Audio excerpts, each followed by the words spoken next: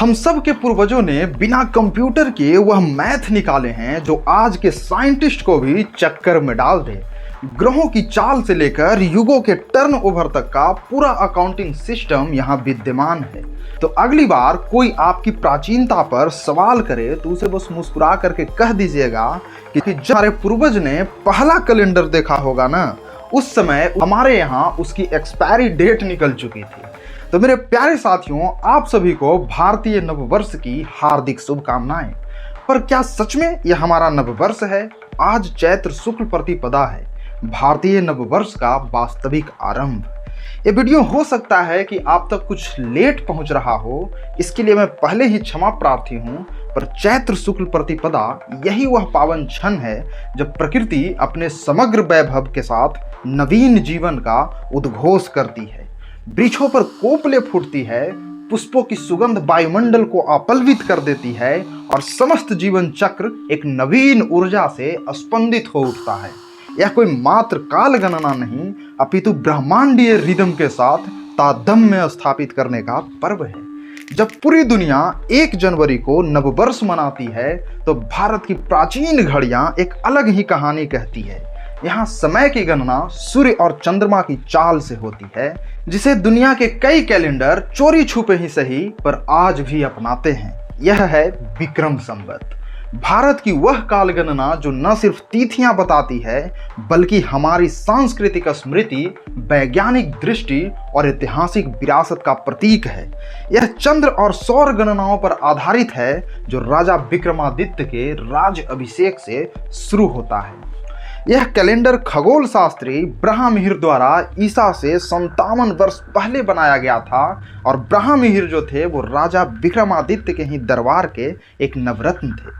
और इनके द्वारा खोजे गए इस कैलेंडर यानी विक्रम संवत में वर्ष जो है वो सौर आधारित होते हैं, जबकि महीने चंद्रमा पर आधारित होते हैं। आज भी 2025 में जब पश्चिमी कैलेंडर 2025 दिखाता है तब विक्रम संवत उनसे 57 साल आगे यानी 2082 में चल रहा है, जो हमें दिखाता है कि हमारी सभ्यता पश्चिमी सभ्यताओं से हमेशा आगे रही है। हाँ, वो अलग बात है कि हमारी कृत्यों का क्रेडिट कोई और लेता रहा है। अब बात करते हैं एक ऐसे संवत की जिसे शक संवत कहते हैं। अब विक्रम संवत और शक संवत दोनों में महीने के नाम सेम ही हैं, लेकिन शक संवत की तिथियां ग्रिगोरियन कैलेंडर के साथ संरेखित होती है जो मध्य रात्रि से शुरू होती है। वही विक्रम संवत में तिथियां सूर्योदय के साथ शुरू होती है। इसका मतलब है कि प्रत्येक तिथि सूर्योदय से शुरू होकर अगले दिन के सूर्यास्त तक चलती है। और आपको मैं बता दूं कि ग्रिगोरियन वही कैलेंडर है जिसे हम डे टू डे लाइफ में डेली इस्तेमाल करते हैं। अब सुनिए, 1957 को शक संवत जो कि ग्रिगोरियन कैलेंडर के तरह ही एक सौर आधारित कैलेंडर था, उसे राष्ट्रीय कैलेंडर घोषित कर दिया गया, जो कि औपनिवेशिक मानसिकता का एक रूप था। क्योंकि पश्चिमी कैलेंडर जहां तिथियों की गिनती करता है, वहीं अपना विक्रम संवत अधिक वैज्ञानिक है, जो पश्चिमी कैलेंडर के विपरीत ग्रहण और ग्रहों की स्थिति के बारे में भी सटीक जानकारी प्रदान करता है। अगर आपको पता हो तो आज भी गांव देहात में लोग पंडित जी और ज्योतिष विद्वानों के पास यह प्रश्न लेकर पहुंचते हैं कि पंडित जी आज पानी पड़ेगा कि नहीं, और वो मुस्कुराते हुए सहज ही बता देते हैं कि हाँ, आज आगमन जो है वो हो सकता है या नहीं, या फिर आकाश जो है निर्मल रहेगा। और हैरानी की बात यह है कि उनकी यह भविष्यवाणी लगभग हमेशा सत्य सिद्ध हो जाती है। आप खुद सोचो ना कि नासा के अरबों डॉलर के सैटेलाइट और हाईटेक टेलीस्कोप तो अब इन्वेंट हुए हैं, और आज भी वो वही बताता है कि सूर्य ग्रहण और चंद्र ग्रहण की तारीखें कब होगी, जो हमारे पंडित पुरोहित और विद्वान सैकड़ों सालों से बिना किसी आधुनिक यंत्र के बताते आ रहे हैं। आपको क्या लगता है, पश्चिमी कैलेंडर की इतनी औकात है जो बता दें इन सबों को? तो बिल्कुल नहीं। वैसे जिन्हें इस विद्या का ज्ञान नहीं है वे कह सकते हैं कि यह महज एक अंधविश्वास या काल्पनिक आंकलन है, परंतु सत्य यह है कि हमारे ऋषि पंडितों को किसी अत्याधुनिक टेलीस्कोप या मशीनों की आवश्यकता नहीं होती थी। वे धरती पर बैठकर ही तारों की गति, उनके संयोग और प्रकृति के संकेतों को पढ़ लेते हैं। यह कोई अटकल नहीं बल्कि नक्षत्र विज्ञान और पारंपरिक खगोल शास्त्र का अद्वितीय ज्ञान है, जो हमारी सहस्त्राब्दियों से हमारी संस्कृति में रचा बसा है। और इसी का एक झलक हमारी भारतीय कैलेंडर विक्रम संवत में देखने को मिलता है। और इसीलिए मैं तुमसे कहता हूं कि यह केवल तिथियों का अंक गणित नहीं, बल्कि ग्रहों, नक्षत्रों और खगोलीय घटनाओं की सटीक भविष्यवाणी करने वाला एक वैज्ञानिक चमत्कार है। लेकिन आपको क्यों नहीं पता? क्योंकि हमारे इस विकसित और सूक्ष्म विज्ञान को कभी पाठ्यक्रमों में स्थान नहीं दिया गया, बल्कि हमें हमारी जड़ों से दूर रखने का ही प्रयास किया गया। स्वतंत्रता के बाद हमें विक्रम संवत को आगे बढ़ाने का प्रयास करना चाहिए था, लेकिन विभाजन, औपनिवेशिक प्रभाव और नेहरूवादी सेकुलरिज्म के चलते यह उपेक्षित रह गया। फिर भी आज भारतीय जनमानस अपनी धार्मिक और सांस्कृतिक गतिविधियों में इसी कैलेंडर का उपयोग करते हैं। क्या आपको नहीं लगता कि अब समय आ गया है कि जब विक्रम संवत को भारत का आधिकारिक कैलेंडर घोषित कर अपने गौरवशाली खगोल शास्त्र और सांस्कृतिक पहचान को पुनर्जीवित करें? सोचिए, हजारों साल पहले जब दुनिया खगोल शास्त्र के मूल सिद्धांतों से भी अनजान थी, तब हमारे विद्वान सूर्य, चंद्रमा और ग्रहों की सटीक गणनाएं कर रहे थे। यह सिर्फ एक कैलेंडर नहीं, बल्कि भारत की बौद्धिक और वैज्ञानिक श्रेष्ठता का प्रतीक है। लेकिन अब सवाल है कि विक्रम संवत ग्रिगोरियन कैलेंडर और शक संवत से पुराना और सटीक होने के बावजूद आधिकारिक कैलेंडर क्यों नहीं है? अधिकांश देशों ने पश्चिमी उपनिवेशवाद के कारण ग्रिगोरियन कैलेंडर को अपनाया। स्वतंत्रता के बाद भारत ने शक संवत को राष्ट्रीय कैलेंडर के रूप में चुन लिया, जो ग्रिगोरियन कैलेंडर से 78 वर्ष बाद शुरू होता है। और एक इंटरेस्टिंग बात मैं आपको बता दूं कि शक संवत के अनुसार अभी हम लोग 1947 में चल रहे हैं। किंतु विचारणीय प्रश्न यह उठता है कि यदि चैत्र शुक्ल प्रतिपदा ही हमारा वास्तविक नववर्ष है, तो फिर जनवरी माह की हिम शीतल हवाओं में मनाया जाने वाला नववर्ष किस सृष्टि विज्ञान का अंग है? और क्यों हम विक्रम संवत जैसी खगोलीय सत्यता से युक्त पंचांग पद्धति को परित्याग कर एक ऐसा कृत्रिम कैलेंडर अपनाने के लिए बाध्य हैं जो न प्रकृति के अनुकूल है और न ही हमारी सांस्कृतिक स्मृति का प्रतिनिधित्व करता है? विक्रम संवत प्रकृति का अटल नियम, खगोल का अकाट्य गणित, यह कोई मात्र पंचांग नहीं, अपितु ब्रह्मांड की सांसों से तालमेल बिठाता हुआ जीवन दर्शन है। जिस धरती पर वेदों की ऋचाएं गूंजी, जहां ऋषियों ने सौरमंडल की गणनाएं की और जहां काल गणना का आधार नक्षत्रों और ग्रहों की गति थी, वहां आज हम विदेशी ग्रिगोरियन कैलेंडर के गुलाम क्यों बन बैठे हैं?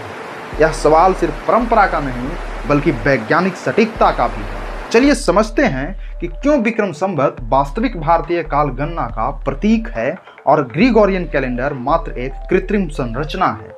क्या आपको पता है कि हमारे हर महीने का नाम किसी न किसी नक्षत्र से जुड़ा है? यह नाम यूं ही नहीं रख दिया गया, बल्कि खगोलीय गणनाओं के आधार पर सटीक रूप से निर्धारित किए गए हैं। जब आकाश में चित्रा नक्षत्र पूर्णिमा को चंद्रमा से मिलता है, तो उस महीने को चैत्र कहते हैं। जब आकाश में विशाखा नक्षत्र पूर्णिमा को चंद्रमा से मिलता है, तो उसे बैसाख कहते हैं। और जब श्रवण नक्षत्र प्रभावी होता है, तो महीना श्रावण कहलाता है। ऐसे ही सभी 12 महीनों का नाम और उनकी स्थिति प्रकृति के लय से जुड़ी हुई है। अब सोचिए कि क्या ग्रिगोरियन कैलेंडर में ऐसा कोई वैज्ञानिक आधार है? तो नहीं, इनके सारे महीने का नाम किसी न किसी के नाम पर रखा गया है। जनवरी, फरवरी, मार्च, ये सब नाम हैं। इनका न तो पृथ्वी की गति से कोई तालमेल है और न ही ऋतु परिवर्तन से। हिंदू कैलेंडर नक्षत्रों और खगोलीय घटनाओं का लिविंग सबूत है, न कि सिर्फ कागज पर बनी कोई डेट शीट। यही कारण है कि हिंदू महीने प्रकृति के साथ सिंक में हैं। चैत्र मास जब प्रकृति नए पत्ते खोलती है, किसानों की फसलें पकती है और देश गुड़ी पड़वा, उगादी जैसे उत्सवों से गूंज उठता है, यही वह समय है जब भगवान राम ने जन्म लिया और नवरात्रि की ज्योति जली। क्या कोई और कैलेंडर प्रकृति और संस्कृति को इतना गहराई से जोड़ पाया है? त्योहार, खेती, मौसम सब फिट बैठते हैं, जबकि ग्रिगोरियन कैलेंडर में यह कनेक्शन टूट जाता है।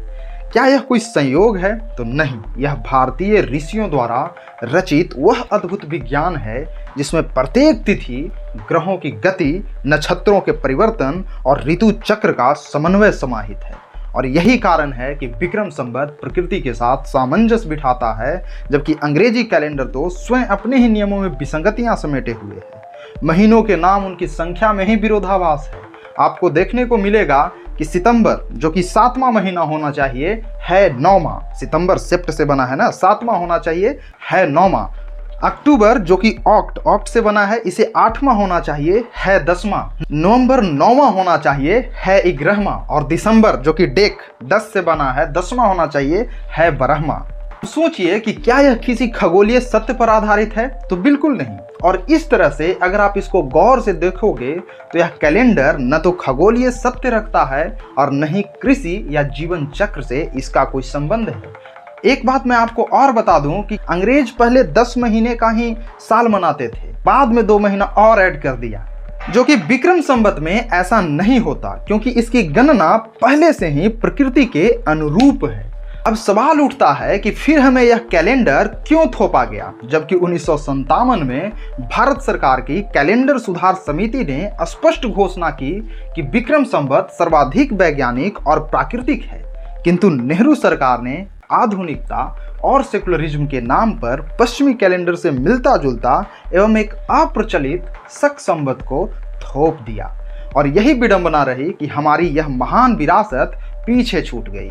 मगर आज भी हमारे व्रत, विवाह, त्योहार इसी पंचांग से तय होते हैं। आपको क्या लगता है, क्या यह समय नहीं है कि हम अपने सरकारी दस्तावेजों में भी इसी गौरवशाली परंपरा को स्थान दें?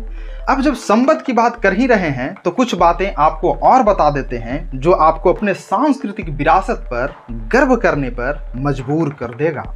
जब पूरी दुनिया टाइम शब्द का मतलब भी नहीं जानती थी, तब भारत के ऋषि पहले ही टाइम मशीन बना चुके थे। सुनिए जरा, एक ऐसा दौर जब यूरोप के लोग गुफाओं में रहते थे, मिस्र वाले पिरामिड बनाने की सोचे भी नहीं थे, बनाने की बात ही छोड़ दो, और रोमन साम्राज्य तो जन्मा भी नहीं था। उस वक्त भारत के ऋषि मुनि आसमान की तरफ देखकर कह रहे थे कि ये सप्तऋषि तारामंडल आज 93 डिग्री खिसक गया, आज एक नए कैलेंडर की शुरुआत करते हैं।